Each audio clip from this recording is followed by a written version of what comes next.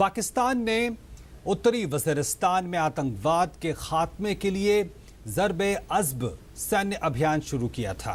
पाकिस्तान के प्रधानमंत्री नवाज शरीफ ने संयुक्त राष्ट्र महासभा में अपने भाषण के दौरान इस अभियान का जिक्र करते हुए दुनिया को बताने की कोशिश की कि किस तरह पाकिस्तान आतंकवाद के खिलाफ जंग लड़ रहा है। संयुक्त राष्ट्र महासभा में शरीफ फरमाते हैं कि ज़र्ब-ए-अज़्ब आतंकवाद के खिलाफ दुनिया के सबसे बड़ा और सफल अभियान है। हालांकि उनका ये बयान बहुत झूठा, बहुत बड़ा और सफ़ेद झूठ है। आइए हम आपको बताते हैं कि इस सफ़ेद झूठ की क्या है सच्चाई।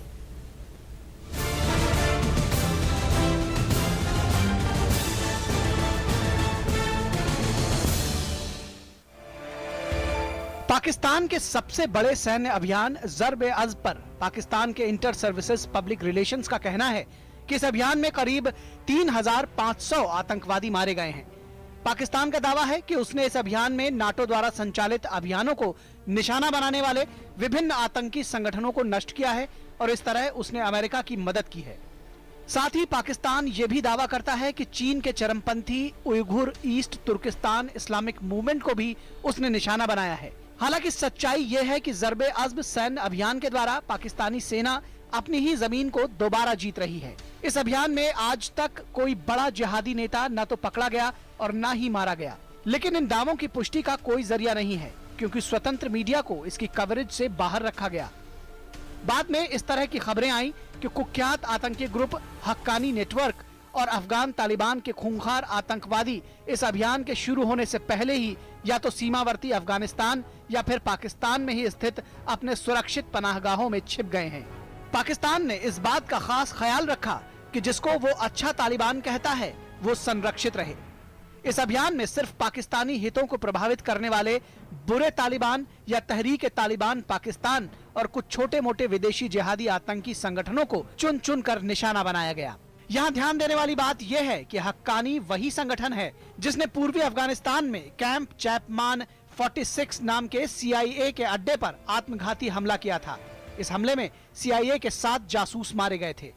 ये पिछले कई दशकों में CIA पर किया गया सबसे बड़ा हमला था जिसमें एजेंसी को इतनी क्षति उठानी पड़ी। पाकिस्तान इन समूहों को अच्छा तालिबान कहता है, वो समूह जो पाकिस्तान को नुकसान नहीं पहुंचाते।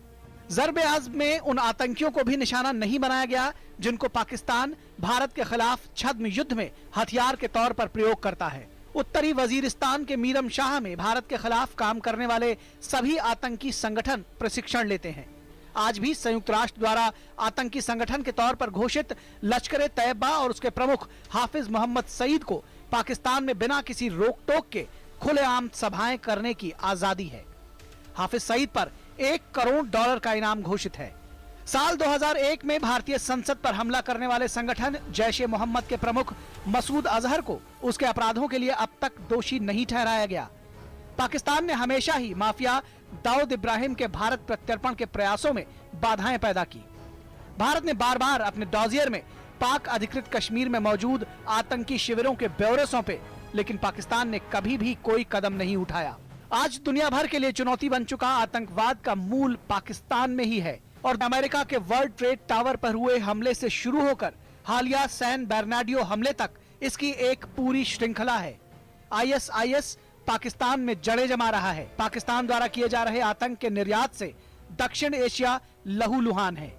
अमेरिकी विदेश विभाग के अनुसार साल 2015 में खुद पाकिस्तान में ही 1000 से अधिक हमले हुए।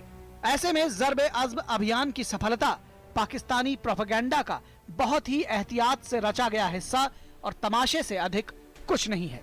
DD news.